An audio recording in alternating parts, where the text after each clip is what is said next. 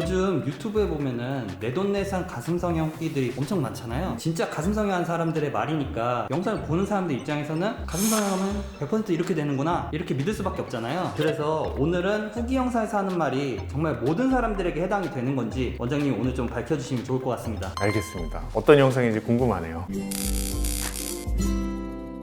오늘의 나닥은 나닥 성형외과 전문의 황동현 원장입니다. 첫 번째 영상 보여드릴게요. 제가 355cc 정도를 넣었어요. 제 가슴 이제 넣을 수 있는 최대 크기라고 하더라고요. 그래서 그 이상으로 하면은 너무 과하고 뭐 신경이나 이런 게 좀 더 안 돌아올 수도 있다. 일부는 맞고 일부는 틀리기도 해요. 가슴 성형을 하게 되면 고용물이 들어가면서 피부를 스트레칭을 시키고 피부 안에 있는 여러 가지 신경을 자극을 하고 손상을 주기도 하는데 그게 이제 돌아오게 하는데 결정하는 요인 중에 하나가 사이즈가 있기는 합니다. 하지만 그것보다 더 중요한 거는 스스로 얼마나 잘 회복을 시킬 수 있느냐. 쉽게 얘기하면 나이라든지 내가 가진 생활 습관 뭐 이런 것들이 훨씬 더 중요하게 작용을 하고요. 사이즈는 그것보다는 후순위입니다. 그리고 일반적으로 의사 선생님들이 추천을 해주시는 사이즈는 그 범주를 넘지 않는 선에서 추천을 해주시기 때문에 오히려 잘 먹고 잘 쉬고 충분히 회복 기간을 가진다면 신경 회복이 잘 돌아올 거라고 생각합니다. 첫 수술하고 나서 맨 처음 봤을 때 가장 깜짝 놀랐던 게 이 유두가 정말 많이 부어있어요. 이게 말도 안 되게 부어있어요. 진짜 화상 입은 것처럼 이 유두가 엄청 따가워서 그냥 손으로 이렇게 슥 스쳐도 너무 따갑고 진짜 이 감각이 엄청 예민해져 있고 일단 이 가슴 부분은 감각이 없어요. 수술을 하게 되면 신경이 어느 정도 손상을 받게 되는데 어떤 신경이냐면 유두의 감각을 담당하는 신경입니다. 그렇기 때문에 수술하고 나서 유두가 지나치게 예민해진다거나 유두의 감각이 떨어진다거나 하는 듯한 느낌이 든다거나 이런 것들이 수술 후 초반에는 쉽게 나타날 수 있는 증상 중에 하나입니다. 하지만 시간이 보통 2달에서 6개월 정도 지나면 이런 증상은 대부분 호전이 되고 느낌이 다시 정상으로 돌아오는 게 일반적이니까 크게 걱정하지 않으셔도 되는 정상적인 경과 중에 하나라고 보셔도 됩니다. 그리고 아까 영상에서 유두가 많이 커졌다고 했는데 우리가 수술을 하게 되면 당연히 조직이 붙죠. 이 또한 그냥 지극히 정상적인 경과 중에 하나니 걱정 전혀 안 하셔도 됩니다. 간호사분이 재차 강조를 하신 게 입어봤을 때 약간의 이제 모아지는 느낌이 있는 거를 사야 한다. 그래서 속옷은 꼭 입어보고 구입을 하셔라.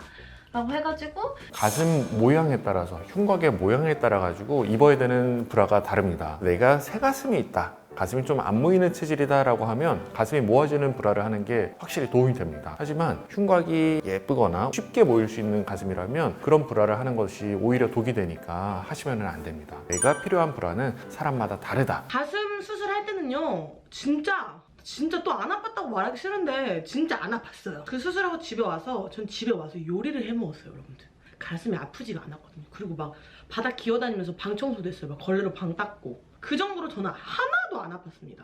저는 우선 밑선 절개를 해서 안 아픈 걸 수도 있어요. 왜냐면 겨드랑이 절개를 한 친구들은 진짜 아파서 물컵 들 힘이 없어서 정수기에 입 벌리고 이렇게 먹었다는 썰도 있을 만큼 이게 예전에는 맞았는데 요즘에는 틀려요. 수술을 좀 러프하게 하던 시절에는 밑선절개가 분명히 덜 아팠어요. 박리범위가 그만큼 적었으니까. 하지만 지금처럼 좀 정교하게 수술을 하는 경우에는 겨드랑이 절개를 한다고 하더라도 주변 조직에 대한 자극을 최소화하면서 수술을 할 수 있어서 수술을 어떻게 하느냐 그리고 내가 갖고 있는 체질적인 요소가 뭐가 있느냐에 따라서 훨씬 더 큰 영향을 받기 때문에 요즘에는 그렇게 절개 부위에 따라서 통증이 크게 좌지우지되지는 않습니다. 오히려 수술하고 나서 통증을 유발하는 포인트가 뭐냐면 늘어나지 않는 조직을 억지로 늘려야 되니까 거기에서 오는 타이트함, 거기서 오는 답답함, 근육 아래쪽으로 보형물이 들어가면서 자극하는 근육에 대한 통증이 대부분이기 때문에 본래 갖고 있었던 조직의 유연성 그리고 내가 갖고 있는 근육 또는 주변 조직의 통증에 대한 민감도 이런 것들이 훨씬 더 크게 작용을 하는 것이 사실입니다. 유륜 절개한 친구의 가슴을 봤어요. 티가 안 나는 거예요. 유륜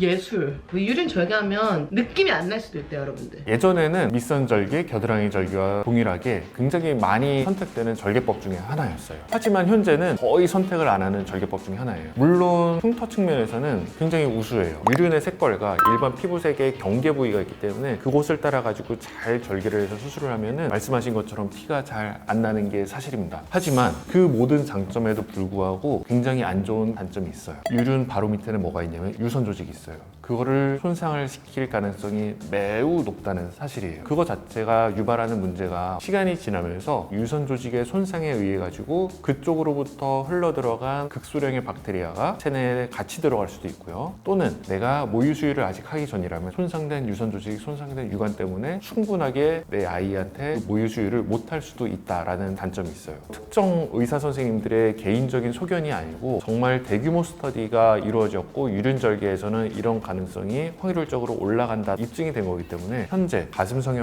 하시는 대한민국 성형외과 원장님들은 사실 유륜절개는 거의 안 하는 게 사실입니다. 가슴이 어느 정도 원래 있던 사람이 크게 하면 진짜 티도 안 나고 느낌이 너무 좋아요. 원래 큰 이 여기 안에다가 보형물 넣으니까 이게 잘 감싸줘서 느낌이 진짜 좋고 그리고 진짜 이뻐요. 그 가슴 자체가. 근데 엄청 마른 친구들이 C로 한 경우 많이 봤어요. C.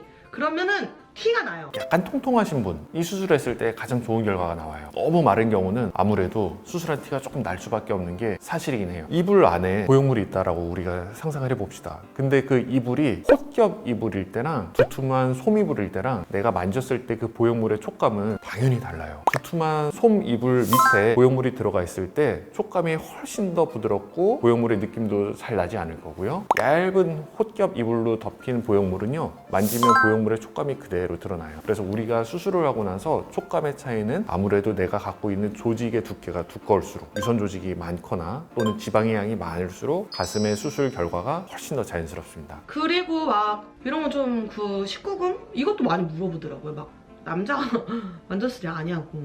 몰라요, 여러분들. 저한테 묻지 말아주세요. 원장님께서 대답을 좀 해주세요. 남자 따라 달라요. 20대 초반 첫사랑이다 라고 하면은 내가 가슴 수술을 해도 모릅니다. 하지만 남자분이 저같이 가슴에 대해서 공부를 많이 하신 분이다 라고 하면은 가슴 수술을 한 가슴과 가슴 수술을 하지 않은 가슴의 촉감의 차이는 쉽게 알 수 있습니다. 내가 가슴을 어떻게 수술해서 아냐 모르냐 라기보다는요, 내가 만나고 있는 배우자, 나의 남편이 기존에 어떤 삶을 살았느냐에 따라 가지고 결정이 된다라고 저는 생각합니다.